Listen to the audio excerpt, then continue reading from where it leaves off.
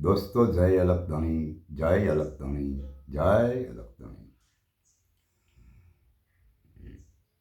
હરિગુરુ સંત મહાપુરુષો,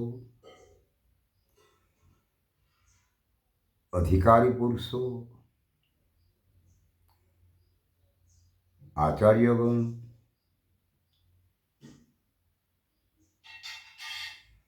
આ દરેક હંસ, મહાહંસ અને પરમહંસ, પ્રેમી, જિજ્ઞાસુ, મુમુક્ષ દરેક વ્યક્તિઓને મારા તરફથી જય અલકધણી, જય અલકધણી, જય અલકધણી. આજે આપણે સંતોની વાતો કરીએ છીએ ઘણા સમયથી, અને કરતા આવીએ છીએ અને કરતા રહીશું. પણ એમાંથી જો મહાપુરુષોની જે વાત છે, કદાચ એમાંથી તથ્ય નીકાળી શકીએ અને સત્યની તરફ આપણો લગાવ થાય અને એ વાતનો અનુભવ કરવા માટે આપણને તલબ જાગે, ભીતરથી પ્રેમ જાગે, તો એ પ્રેમ કેવો હોવો જોઈએ કે જેમ એક બાળક ઘોડિયામાં સોરાવી અને એની જનેતા બહાર કામે જાય, 1-8 કિલોમીટર પણ સેટાઈ ગયા હોય કામે, અને અહીંયા ઘોડિયામાંથી બાળક જાગે અને એ બાળકને ભૂખ લાગે અને બાળક રડતા રડતા માને યાદ કરે, માને યાદ આપે, માને અવાજ કરે. વિચારો ભાઈ, આ પ્રેમ કેવો હશે?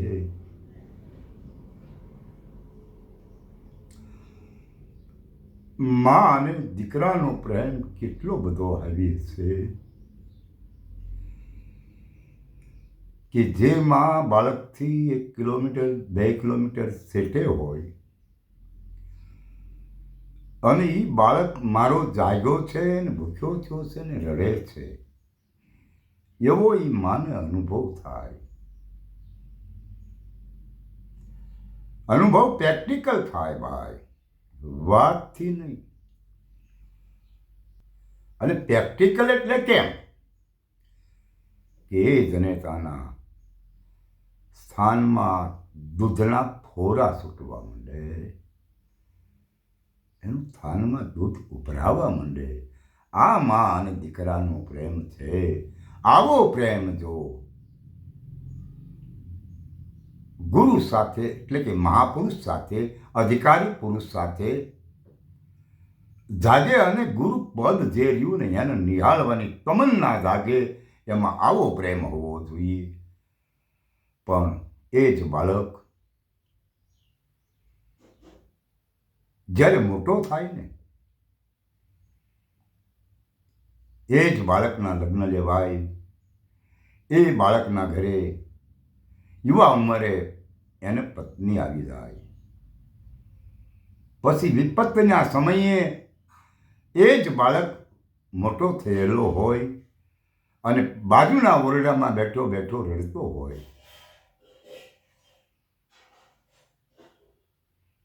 અને એ બીજા ઓરડામાં એની જનેતા હોય. એક સમયે જ્યારે એ જનેતા બાળક રડતો હોય ને 2 કિલોમીટર સેટે એની જનેતાને ખબર પડતી હતી કે મારું બાળક રડે છે, એ જ જનેતા અને એ જ બાળકની વચ્ચે 1.5 ફૂટની દિવાલ છે,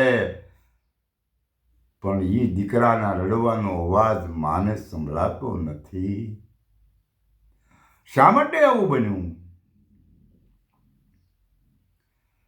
પણ જ્યારે બાળક હતો ને, ત્યારે એને અઢળક પ્રેમ એની જનેતા ઉપર એક ઉપર જ હતો. એનું લક્ષાર્થ બીજે નહોતો, એ જ પ્રેમ તૂટવા લાગે જ્યારે, અને એ પ્રેમ પવિત્રમાંથી બદલાઈ જાય,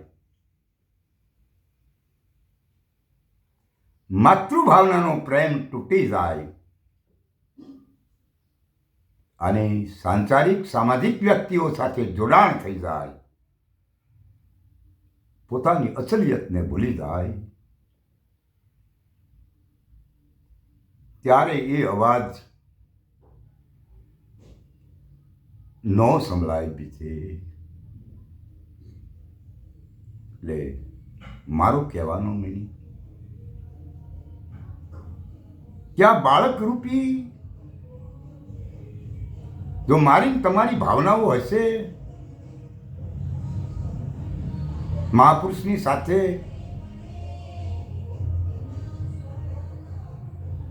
તો આ વાતને હું ને તમે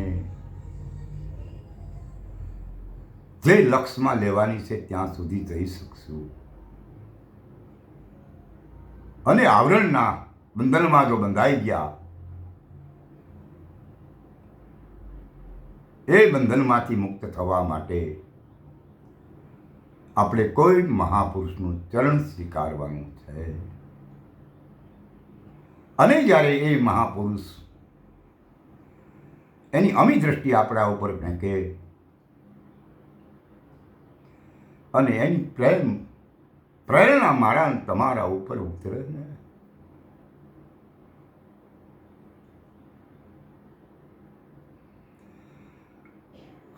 સંત મહાપુરુષની પ્રેરણા ઉપડે હૃદયથી, અને મારી તમારી ઉપર એ પ્રેરણા ઉતરે એટલે તમામ અવગુણો જેનાથી ઉદ્ભન્ન થતા હોય એવા અહંકાર, માયા મોહના પડદાને હટાવવા માટે એ મહાપુરુષની વાતને સાંભળવા આપણે તત્પર હો જઈએ, તૈયારી થઈ જાય આપણી કે મહારાજજી મને ક્યારે આ રસ્તે લઈ જશે. એ તલબથી આપણે મહારાજની નજીક પહોંચી જઈએ, પણ ભાવના બાળક જેવી હોવી જરૂરી છે. 22 વર્ષનો બની જાય અને બધાય આવરણો દાખલ થઈ જાય તો પ્રેમને જગાડવો મુશ્કેલ થઈ પડે. ભલે પછી 22 નહીં 50 વર્ષનો હોય વ્યક્તિ, પણ જેની ભાવના જે રહે ને બાળક સમકક્ષ આયો હોવી જોઈએ. સંતના સાનિધ્યમાં જાય એટલે એ બાળક બનીને જવો જોઈએ. સંત જીવનનું એક બોલવું છે, સંત જીવન બહુ સરસ બોલ્યા છે કે मैंने गभरू बालक सदगुरु देवन का, मैंने गगन पर दिया है डंका. હું તો ગભરું છું, હું તો એક બાળક છું, પણ હું સદગુરુ સંત મહાપુરુષનો બાળક છું. મેં ગગન પર ડંકો દઈ દીધો છે, પણ ક્યારે બાળક જેને ચાલતા ન આવડતું હોય, જેને બોલતા ન આવડતું હોય, જેને કોઈ પ્રકારનો ભય ન હોય, એટલે એ એના વડીલની આંગળી પકડીને હાલતો હોય. બોલ કેટલો બધો વિશ્વાસ એને કે મને પડવા નહીં દે, મને રડવા નહીં દે, મને કંઈ જ નહીં થવા દે. અને એ આંગળી પકડી રાખી હોય કચ્છકીન, એમ પછી એ ગગન પર ડંકો વાગી જાય ભાઈ. કારણ કે આપણે કોકની આંગળી પકડી છે અને એના ઉપર આપણને ભરોસો છે કે હમારે જહાં તક જાના હૈ वहां तक वो तो लेके ही जाएंगे. એટલે અધિકારી પુરુષ, મહાપુરુષ, આચાર્ય પુરુષ જેનું તમે ને મેં ચરણ સ્વીકાર્યું હોય એ સંતની આંગળી પકડી લીધા પછી કચકીને પકડી રાખવી અને ગભરૂનો ભાવ લઈને જવું, બાળકનો ભાવ લઈને જવું અને બાળક બનીને જવું. એક પણ પ્રકારની આપણામાં દુબજા ન હોવી જોઈએ. સિદ્ધ સદગુરુ સંત મહાપુરુષનો જે લક્ષ્ય છે ત્યાં લક્ષ્યમાં આપણે જવા માટે આપણી અંદર એક લગન હોવી જોઈએ, એક પ્રેમ હોવો જોઈએ, એક એવી ભાવના હોવી જોઈએ. અને જ્યાં સુધી એ મંજિલ આવે નહીં ને ત્યાં સુધી રોકાણ નહીં કરવું જોઈએ, અટકવું ન જોઈએ, ચલતે રહેના ચાહીએ. એટલે એ સંત મહાપુરુષ મારને તમારે મળશે ને ભેટો થશે. એટલે 100% એમ કહી શકાય કે જેમાંથી આપણને આ માયા મસની કોઠડી એમાંથી આપણને બહાર કાઢશે. કારણ કે માયા તો હે ही નહીં. પણ જ્યાં સુધી એ લક્ષ્ય મને ને તમને મળ્યો ન હોય ત્યાં સુધી એની યોગમાયાએથી આપણી ઉપર એની યોગમાયા હાવી થઈ ગઈ છે.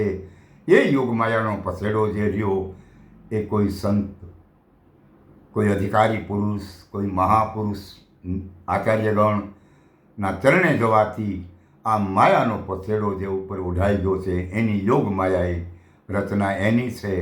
અને એ જ્યારે ઉઠાવી લેવામાં આવે ત્યારે મને તમને સમજાય કે અસલિયત શું છે, અમે ક્યારે કરતા હતા, અમે શું વિચારતા હતા અને હવે અત્યારે હાલમાં અમે ક્યાં છીએ, અમે કેમ છીએ. એ પારખ હરિગુરુ મહાપુરુષોની દ્રષ્ટિથી, એટલે કે હરિ અને ગુરુ.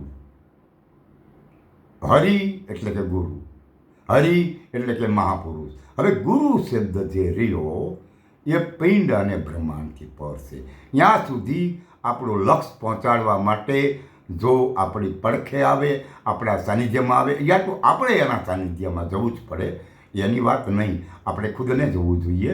અને ત્યારે આપણને એ પરાપારની વાસ્તવિકતા, 4 શરીર પછીની વાત, 4 અવસ્થા પછીની વાત એ સંત મહાપુરુષના સાનિધ્યમાં જવાથી સાબિત કરી બતાવવામાં આવે. ત્યારે આપણું લક્ષ્ય ત્યાં પહોંચી ગયા પછી આપણને ખબર પડે કે આમાં હકીકત શું છે ભાઈ. એટલે આવું દિલથી સંતના સાનિધ્યમાં જવા માટેની ભાવના જગાડવી અને ગભરું બનીને જવું, એક બાળક બનીને જવું. હું 50 વર્ષનો છું, હું 60 વર્ષનો છું, આ ભાવ છોડી દેવો. કારણ કે ત્યાં સુધી તો બધા આવરણો અંદર હશે જ. એક વાત ફાઇનલ છે કે બાળકના ભીતરમાં કોઈ ભાવના ન હોય. માટે બાળક બનીને જવું આ મારી ખાસ આપને મારે તમારે બધાના માટે લાગુ છે. માટે હવે પછી આગળ બીજી વાત ભવિષ્યમાં એટલે કે સમય આવે બીજી વખત કરીશું. અહીંયા આપણી વાતને વિરામ આપીએ. જય અલખધણી, જય અલખધણી, જય અલખધણી.